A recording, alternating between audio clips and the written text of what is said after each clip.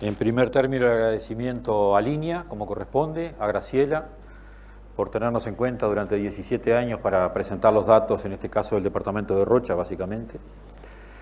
Una aclaración que creo que es necesaria antes de empezar es que en estos 17 años, y a pesar de que en los últimos años tenemos grupos de WhatsApp, todos los que integramos el taller, y hay intercambios de felicitaciones de cumpleaños, de algunos viajes, todo ese tipo de cosas, jamás hay un intercambio de datos. Cuando venimos acá, cada uno viene con su charla pronta, con los datos que trabajó durante todo el año, y ninguno ha consultado con los demás qué va a presentar ni qué va a decir. Y esto lo digo porque la coincidencia que se encuentra y que todos los años, durante los 17 años, encontramos en lo que presentamos, creo que lo único que demuestra es que en definitiva estamos cubriendo todo el país y estamos haciendo un muestreo bastante aproximado de lo que es la realidad, ¿no? Digo esto porque como van a ver que llegan a coincidir hasta los porcentajes, casi que hasta en los decimales, se prestaría a pensar que en realidad ustedes, exacto, lo que han hecho es arreglar los datos, se han puesto de acuerdo y esto muestran lo mismo. Discrepamos en algunas cosas que cuando llegue puntualmente lo voy a marcar, porque yo creo que hay algunos colegas que presentaron algo que están equivocados y entonces lo vamos a decir. Bueno, nosotros este trabajo lo hacemos básicamente en Rocha con Campo 21, que integramos junto con el doctor Jorge Rivero y Carlos Redín, y hace 2 años que el doctor Andrés Corradi nos cede sus datos y los incorporamos también en la muestra que presentamos acá. Este año,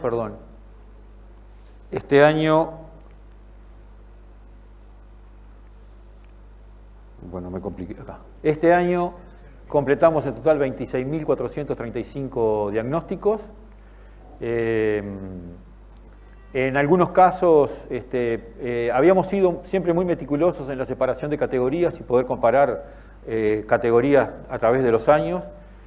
Obviamente que algunos datos se han ido masificando fundamentalmente al juntarlos y bueno, en algunos casos podemos comparar categorías con años anteriores de todo el conjunto de datos y en algunos otros casos no. En el momento de realizar el diagnóstico de preñez, se tienen los datos a nivel de campo de edad de preñez, algo que se reclamaba, la clasificación en punta y cola, categoría y medidas de manejos aplicadas, ¿no? En algunos casos las conocemos de memoria porque son productores con los que hemos trabajado durante muchos años y a veces lo que hacemos es, bueno, renovar, digamos, el paquete, ver qué cosas se hizo y qué cosas no. La clasificación de punta y cola, como decía Pablo hoy, es muy a demanda, es decir, si los productores la piden, lo hacemos y si no, no. Fundamentalmente por el tema tiempo, y uno se va medio acobardando con los años y tratas de simplificar la cosa, y bueno, en eso hemos perdido, digamos, eficiencia, ¿no? Y en algunos lugares la clasificación de preñez en punta y cola, incluso lleva 3 categorías, hacemos punta, medio y cola, y esto lo estamos haciendo mucho en los rodeos que hacen IATF, que hacemos un diagnóstico temprano, donde tratamos de ver lo que es preñez de inseminación y lo que es preñez del primer repaso con toros o del repaso con inseminación, y después dejamos otro lote que se hace junto con el resto de las ecografías, que es lo que había estado vacío de todo eso, y ahí ajustamos el porcentaje final. Básicamente lo que tenemos es en rodeos bien manejados, que normalmente coincide con los que nos piden este tipo de diagnóstico. En las IATFs andamos en el torno del 63-65% de preñez por la inseminación, después andamos alrededor de un 20% por el tema del repaso con toros, y al final, en la última, sacamos cuando mucho un 5%, ¿no? Y eso más o menos nos da un 85% de preñez, que fue lo que anduvimos este año incluso, en rodeos paridos con IATF, ¿no? Bueno, rodeos muy bien trabajados, ¿no? Bueno, acá es nada más que graficarlo. Y este año el total que tuvimos solamente en separación de preñez entre punta y cola tenemos un 76% del rodeo preñado de punta y un 24% del rodeo preñado de cola. Hay mucha gente que separa esa cola que nosotros clasificamos ya como cola de parición y es uno de los cambios que ha habido y es que básicamente ya tienen definido qué van a hacer con esa cola de parición. Si la van a volver a entorar o si no la van a volver a entorar, y entra de lo que es el lote de invernada, ¿no? Una vez que lo destetan, ya no siguen, el año siguiente ya no lo siguen. Bueno, el total fue vaquillonas de primer entore 5.220, 4.327 preñadas, Vaquillonas de segunda cría, 2.850, 2.130 preñadas. Aquí nos pasa lo mismo que el resto de los colegas, como lo presentaron.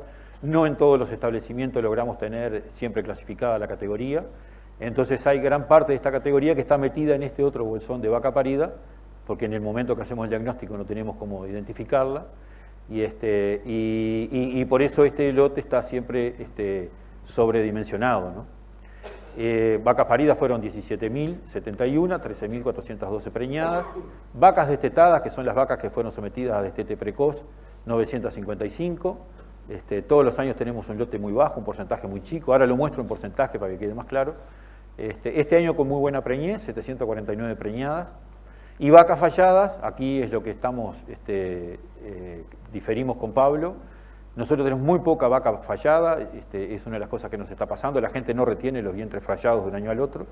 También coincide que en el caso de estos establecimientos de Rocha veníamos con buenos porcentajes de años anteriores, veníamos con 81 y con 83%, pero básicamente la gente no está reteniendo, la vaca fallada la está usando para hacer caja.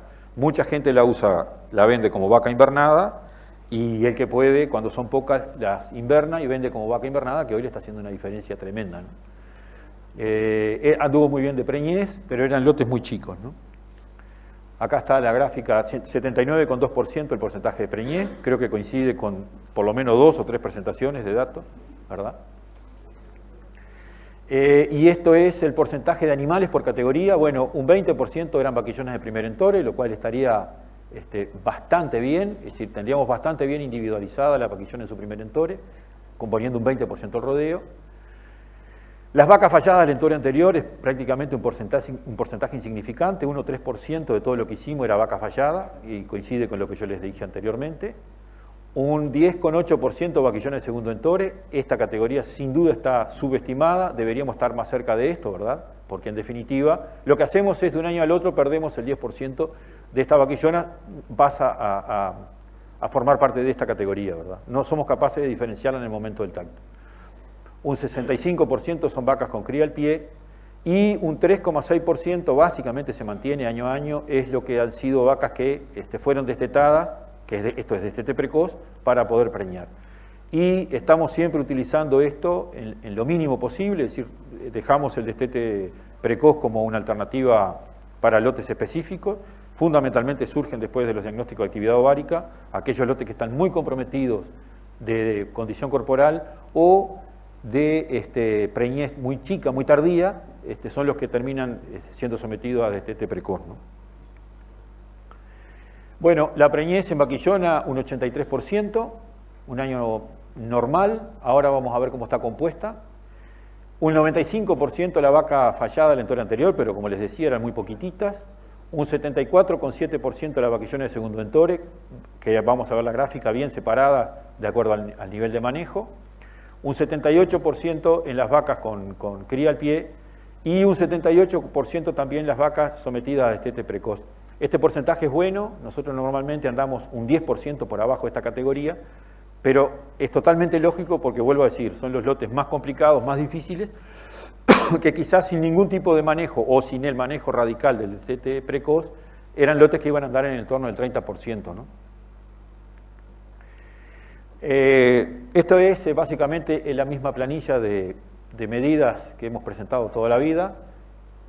La separación de categorías, como decían recién en una de las presentaciones anteriores, es fundamental, porque fundamentalmente lo que ya nos muestra es que el productor que ha sido capaz de mantenerlas aparte es porque de alguna manera algo va a hacer sobre esas categorías, ¿no? Y normalmente sucede que, lo vamos a ver ahora, que los que separan categorías fundamentalmente, que son capaces de identificar la vaquillona de segundo entore, hacen algún manejo sobre ellos. Y nos ha ido pasando con los años que los ejemplos de vaquillonas de segundo entore sin manejo se nos han ido haciendo muy chicos, ¿no? Prácticamente nadie identifica la vaquillona de segundo entore y no hace nada con ella, ¿no? Eso creo que, yo no digo que esté generando un sesgo en los datos, porque en definitiva como comparación sirve, ¿no? Lo que sí está achicando el impacto que tiene el no manejo en ella, ¿no? Pero lo vamos a ver. Después, en la vaquillona de primer entore, lo de siempre, bueno, el hecho de manejar el peso en vaquillonas, o peso y condición corporal. un entore temprano, es decir, haber aprontado estas vaquillonas para poder hacer un entore diferido en su primer entore, entorarlas más temprano que el resto del rodeo, fundamentalmente buscando tener parición temprana en su primer parto, y un mayor periodo de recuperación para el segundo entore, ¿verdad? Y después, bueno, los planes de vacunación, esto se ha ido haciendo cada vez más, digamos, constante en los productores. Básicamente todos tienen un esquema de vacunación que involucra en algunas de las enfermedades vacunaciones desde su primer invierno, o si no, vacunaciones en el segundo invierno ya con vías al entore, ¿no? Después los paquetes de manejo, de destete, perdón, la realización del destete temprano. Esto, por lo menos en terneros machos, en predios criadores, se cumple muchísimo porque todo el mundo está esperando tener un peso medianamente razonable para destetarlos, y básicamente todos los están destetando con el camión, ¿no? El destete temporario también se sigue usando muchísimo, digamos que creo que de las tecnologías de destete la que más se utiliza. Y el destete precoz, básicamente, por lo menos en el caso nuestro, casi todos los predios están esperando el resultado o del diagnóstico de actividad ovárica, o salvo esos lotecitos muy chicos que ya saben que son cola de parición, para hacerlo. Y esto es el manejo completo en vaquillona de segundo entore, que era acumular el efecto de la aparición temprana traído del entore temprano, la suplementación en la vaquillona en su primer invierno previo al parto, al primer parto, el hecho de buscar que las vaquillonas pasen bien, que no haya pérdida de kilos, y la aplicación de un destete temporario, por lo menos en verano, ¿verdad? Bueno, en vaquillones de primer entore, lo que yo les decía, 82,9% fue el porcentaje que nos dio en el 2019, pero cuando vamos y vemos el manejo, nos encontramos que en definitiva, según haya habido manejo o no, aquel paquete de manejo que vimos en el primer entore o no, tenemos una diferencia bien marcada. Y esto es que los productores que se preocuparon por la recría, que mantuvieron un objetivo de peso, que buscaron el entore anticipado, o la inseminación, tuvieron un 91,5% de preñez, con preñeces a su vez muy concentradas. Es decir, son productores que están por encima del 86%, no me acuerdo cuánto es lo máximo, pero debe andar en el 97 o 98%, ¿no? Es una población que está bien agrupada, bien concentrada, y que es fruto de todo ese manejo, ¿no? Y los productores que no hicieron nada tuvieron este año un 55% de preñez.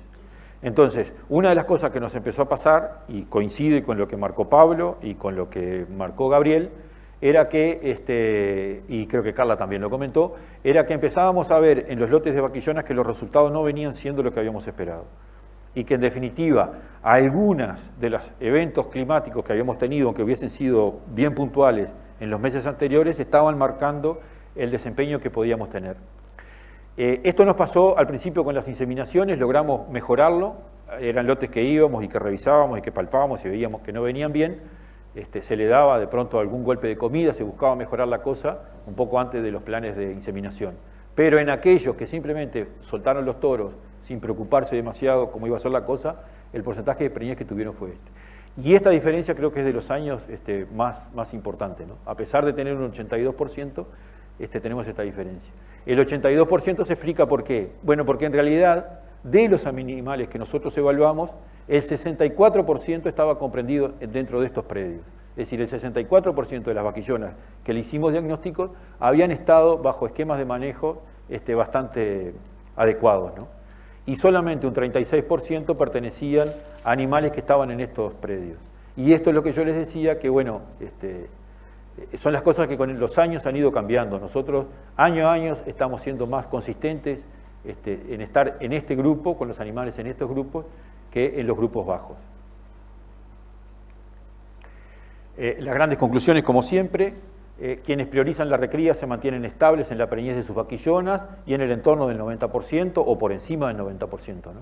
Mientras que quienes no lo hacen fluctúan dependiendo de un conjunto de factores que varían año a año y que fundamentalmente vienen asociados al tema climático, ¿no? En la vaquillona de segundo entore, lo que veíamos que era la acumulación de manejo, ¿no? Y el impacto que esto tenía en el porcentaje de preñez. Y bueno, acá lo tienen 40 puntos de diferencia de preñez entre aquellos lotes bien manejados y en contraste con aquellos lotes que no llevaron manejo ninguno. Como yo les decía, esta es una muestra cada vez más chica que tenemos, por las dos cosas, porque no logramos conocer todo lo que es vaquillones de segundo entore, y además porque básicamente quienes individualizan la vaquillona de segundo entore están dentro de estos planes de manejo.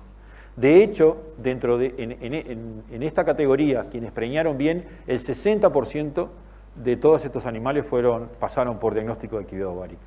Esto, de alguna manera, marca el nivel de compromiso que existe en tratar de preñar esa categoría. El 60% de esto, y creo que este año bajó un poco, el año pasado había sido un poco más alto todavía, ¿no? Pero el 60% de estas vaquillonas pasaron por diagnóstico de actividad ovárica. El resumen, como siempre, la categoría donde el manejo tiene el mayor impacto, es decir, es donde mejor cosechamos todo lo que veníamos haciendo, y eso se pone de manifiesto en el efecto acumulativo de las medidas, tomadas al comienzo de la vida reproductiva de las hembras, es decir, la aparición temprana, concentrada, el mantenimiento de la condición corporal en el invierno previo al parto, y el efecto de las distintas alternativas de destete, ¿no? Acá hay un lote, que es un lote chico, que se le hizo diagnóstico de actividad ovárica y se pasó a pradera, mejoraron muchísimo, y así todo la preñez no llegó al 60%, ¿no? Y cuando hacíamos el diagnóstico, el productor me decía, la verdad que no sé si sirvió para algo todo esto, porque esperaba mucho mejor preñez, ¿no? Y en realidad la condición corporal de las vaquillonas en el primer golpe de vista, al momento del tacto, nos hacía pensar que tenía que ser mucho mejor. Pero sin duda era un lote que de no haber tomado esas medidas, iban a ser lotes quizás del 40 y algo o del 30 y algo %, ¿no?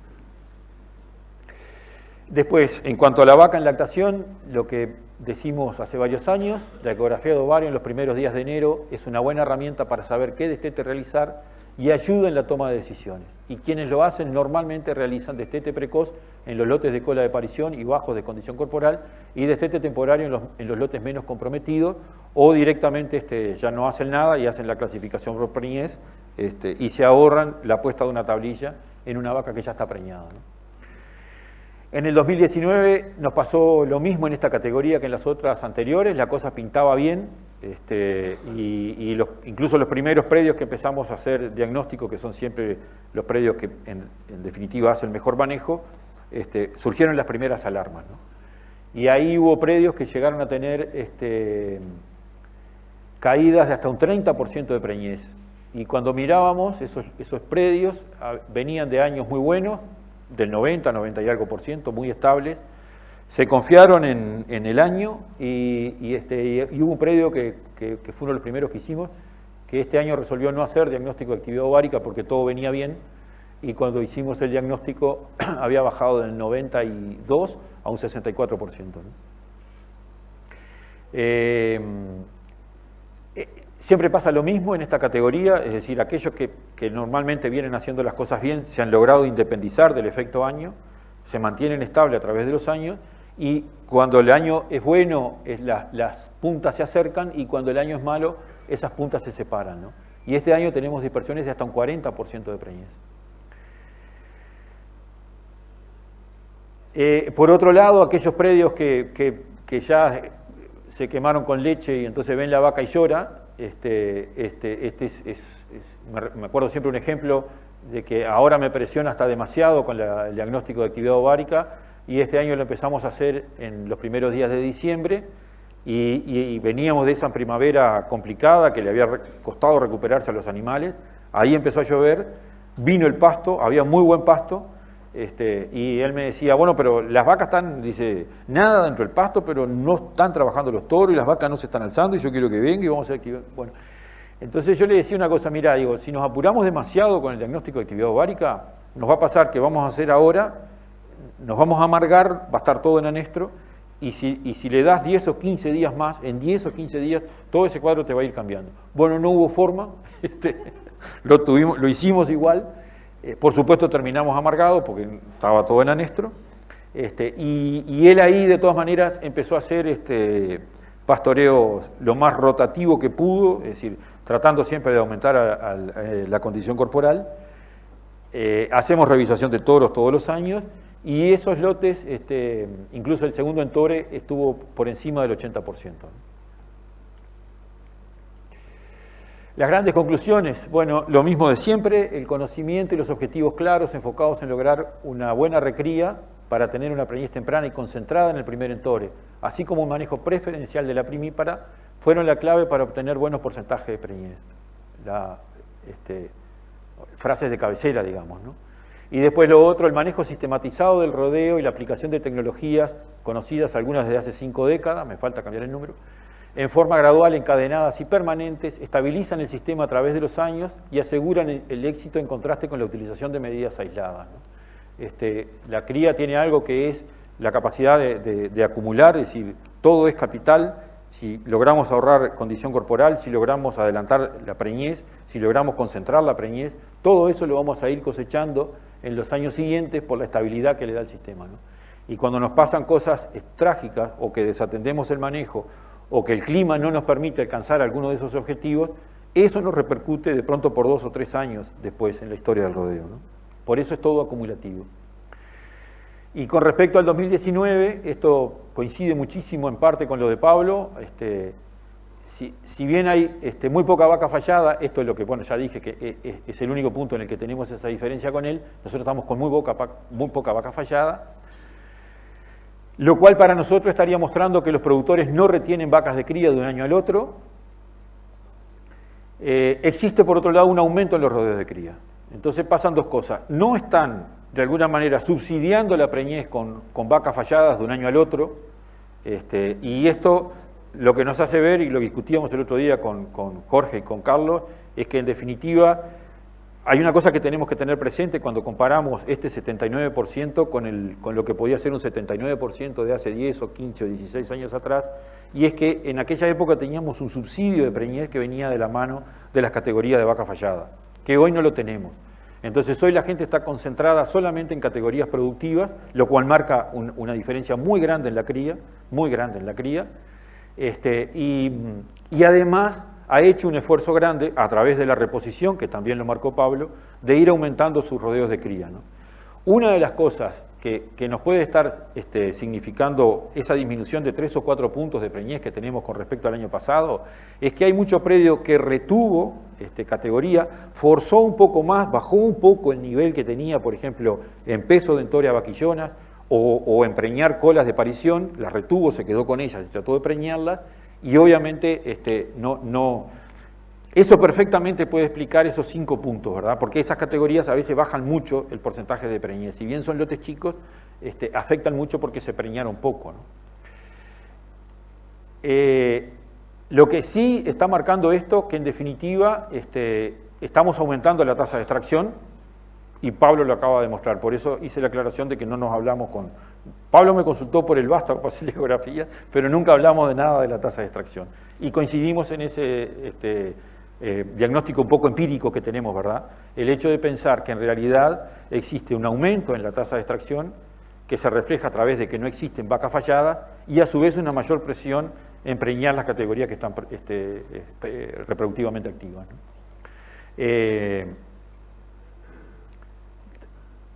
Bueno, lo que yo les decía, es decir, la gente, o todos pensamos, la gente no, todos pensamos que el clima nos estaba ayudando mucho más, o que nos iba a dar un plus mucho mayor del que nos dio.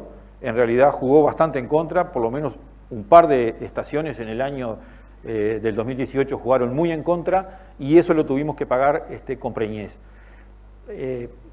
También nosotros seguimos viendo, quizás ya este año no tanto, el año pasado fue peor, la reticencia a invertir y a gastar plata.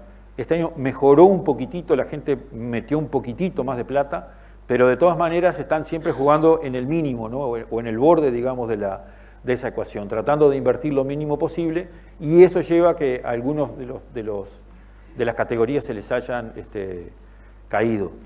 Esto no justifica ese predio que les decíamos que no hizo diagnóstico de actividad ovárica.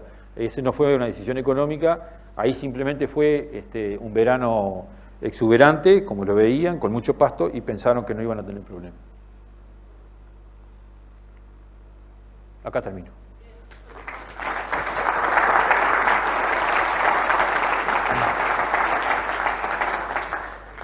Bueno, muchas gracias, Emilio. Te pido si te caso un segundito por si hubiera alguna pregunta, algún comentario. ¿Sí? Voy. Te voy a matar.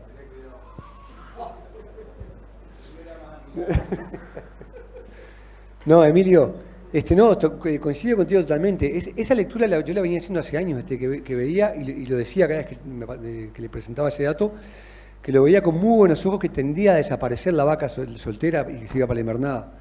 Lo que pasa es que en los últimos 2 años la he visto aumentar, de pasar de 4 o 5%, que venía bajando estrepitosamente, y el año pasado apareció con un 10%, y este año me aparece con un 12%. Entonces,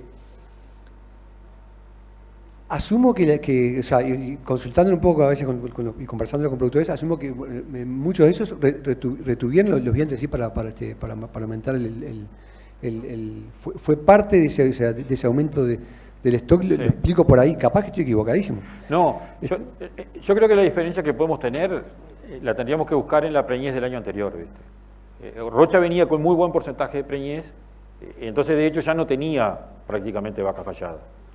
Y bueno, y además hay dos cosas que son fundamentales en esto. No te olvides que nosotros cerramos siempre la puerta todos los años. No sé. Sí, sí. No, hay dos cosas que son fundamentales. Los dos indicadores que realmente cambian los números son los kilos de ternero, es decir, hoy la rentabilidad está asociada a los kilos de ternero, cambia sustancialmente, y eso los productores lo buscan mucho, por eso buscan la preñez temprana, la preñez concentrada. Por eso también, en parte, tratan de sacrificar lo mínimo posible a través del manejo, todo lo que puede implicar perder kilos. Por eso es que están tan mirando y orejeando y diciendo si se preñan no las toco, si se preñan no las toco, porque lo que hoy te cambia la ecuación realmente son los kilos de ternero por lo que vale el kilo de ternero, ¿no? Y bueno, y lo otro es el auge que está teniendo la vaca gorda, es decir, el precio. Exacto. Que está teniendo la vaca gorda. Tal cual. Entonces, llega un punto que ya no los amarga tanto como antes haber bajado 2 o 3 puntos de preñez. Totalmente de acuerdo. No, y eso fue lo que a mí me llamó la atención, que veía que aumentaba cuando la vaca gorda realmente vale. Pero el concepto, final es que esa categoría tienda a desaparecer, habla muy bien del rodeo de cría, porque quiere decir que sacamos la animal ineficiente. Claro. Emilio, vos que sos bastante más informático de lo que podemos ser algunos de los que participamos en esto. Uno quiere trabajar, no pasar trabajo, ¿verdad? Sí. Tiene que generarse un salario y anda en las corridas. La lectura de la trazabilidad, ¿la ves tan compleja como para agregar esa información que hoy nos está faltando en cuanto a los vientres de segundo entorno, sobre todo en ese grupo gigante de vacas que todos terminamos teniendo como un cuello de botella? No la lectura en sí, sino todo el procedimiento después para llegar a la información realmente. Vos que estás en el tema, ¿lo ves complejo todo el procesamiento o lo ves factible de ayudar? La utilización de la trazabilidad como asociada al manejo y no al control, nos parece que es un debe que tenemos, ¿no? Sí, es un debe que tenemos. Nosotros, lamentablemente, hemos destinado la trazabilidad al control y no al manejo, ¿no? El campo de desarrollo por el lado del manejo es absolutamente sin techo, ¿no? Y no vamos a entrar a hacer acá una exposición de todo lo que podríamos hacer. Yo simplemente voy a decir lo que yo he podido hacer y lo que hago, y algo de lo que he planteado a futuro, ¿no? Yo básicamente, en forma personal, en el momento que hago las ecografías, puedo ir leyendo y puedo ir guardando el dato de condición corporal, categoría y preñez de punta y preñez de cola, ¿no? En forma bastante automática. Sí, de hecho, a través de ese sistema que yo utilizo asociado al teléfono, hoy el comando de preñez y vacía se lo doy dictándolo, ¿no? O sea, al teléfono le digo preñada vacía y con eso él ya me guarda esa caravana en esa condición. Las contras esto está bárbaro, visto así, las contras que te encuentras en el campo es que no todo el mundo está rechipeando continuamente, entonces te puedes encontrar con un lote de vacas que le tienes que meter el número a mano. Tampoco es demasiado trabajo. Ese predio, por ejemplo, que hicimos la ecografía de diagnóstico de actividad temprana, el productor me lo exige. O sea, yo tengo que ir, tengo que leer, ya me acuerdo que tengo que llevar el bastón, hacer todo eso porque yo en el mismo momento ya le hago un Excel y a él le queda registrado por caravana que está preñado y que está vacío. En realidad ella me lo está demandando como trabajo. Ahí va. Entonces, todo eso se puede hacer y todo aquel sistema que yo tenía, que empezó siendo manual, hoy se puede hacer bastante, una persona sola lo puede ir haciendo, ¿no? Bueno, yo como estoy trabajando con el vástago, con una mano voy haciendo la ecografía y con el otro voy leyendo, ¿no? Eso es bastante rápido.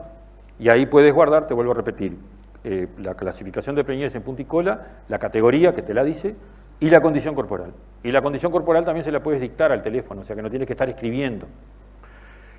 Y además de eso, puedes hacer la entrada dictándosela, y si no, puedes hacer la entrada leyendo un chip, que también es otra forma, y ahí vas guardando tú la condición corporal, y el teléfono te va diciendo qué está guardando, ¿no? Te va diciendo al oído qué está guardando. Eso es una parte del desarrollo. Eso se podría complementar con que la clasificación por categoría fuera la clasificación por edad, como dices tú, que en definitiva es algo que eso el SNIC te lo puede dar. En el 2016 nosotros fuimos y nos reunimos con los técnicos del SNIC para poder hacer las consultas en tiempo real. Es decir, que tú pudieras estar leyendo, que lo hacíamos fundamentalmente por la parte de control, de no tener que hacer todo esto que es hoy, que vas, lees, vuelves, haces la descarga de los datos, elevas la consulta, te hacen una respuesta, que en definitiva la respuesta que te da el SNIC tú no la puedes utilizar porque tiene que pasar por un papel. Bueno, nosotros desarrollamos hasta los servidores, contraté, por un tiempo estuve pagando servidores, algunos se están venciendo ahora incluso, ¿no? Para poder, eso es facilísimo de hacer, de poder hacer la consulta en tiempo real, si tienes medianamente buena cobertura, y si no puedes dejar rutinas hechas en los programas, que te haga la consulta en cuanto tengas cobertura, ¿no? Y ahí te podría automáticamente actualizar tu lista de caravana y ponerte en qué categoría está. El SNIC tiene todos los datos, tú ahí podrías consultar lo que quisieras, por ejemplo, categoría, ¿no? A través de la edad.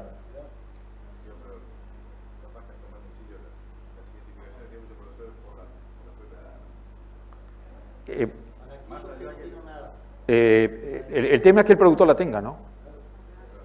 Sí, el tema es que el productor la tenga. Porque el productor tampoco accede muy fácil a eso. Lo que quiero decir es que no es información nueva, es simplemente la forma de consultar esa información. Entonces, toda esa información está en las bases de datos, está muy bien hecha. El problema es la interacción con esas bases de datos. Una de las cosas que complica esa interacción o que ha complicado esa interacción es el tema confianza, ¿no? Es decir, hasta dónde se le trata de manejar con tal reserva, ¿no? La maneja el SNIC, hasta dónde ellos tratan de manejar con tal reserva eso, que estas consultas que podían tener un agregado de valor desde el punto de vista productivo están vedadas. Entonces, lo primero que cuando fuimos y nos reunimos con ellos y les planteamos que queríamos hacer las consultas en tiempo real desde el predio, lo primero que nos plantearon era si queríamos meter robots a hacer consultas. Y nuestro interés no venía por el lado de los embarques, sino que venía por el lado productivo, ¿no? Entonces, lo que eso generaría sería sacarle el jugo a esa consulta, a esa base de datos que ya está, y permitir generar mucho mayor información, ¿no? De hecho, podríamos tener prácticamente, estar trabajando en módulos de información que nosotros podríamos cederle nuestra información de preñez, y bueno, y ahí podríamos tener, imagínense, esa base de datos surtida de los datos de preñez de punta, de preñez de cola, de condición corporal, de todo lo que le quieran agregar. Todas esas interacciones son posibles, ¿no? Hoy no se están haciendo, en aquel momento incluso los muchachos de informática del SNIC estaban absolutamente sobrepasados, sobrepasados por lo complicado que se nos ha vuelto el control, por lo complicado que se ha vuelto el control, y bueno, lo otro ya se podría hacer de pronto más local, como dice Santiago, y es que cada productor bajase sus datos, empezase a administrar su base de datos, y sería una interacción entre nosotros y el productor.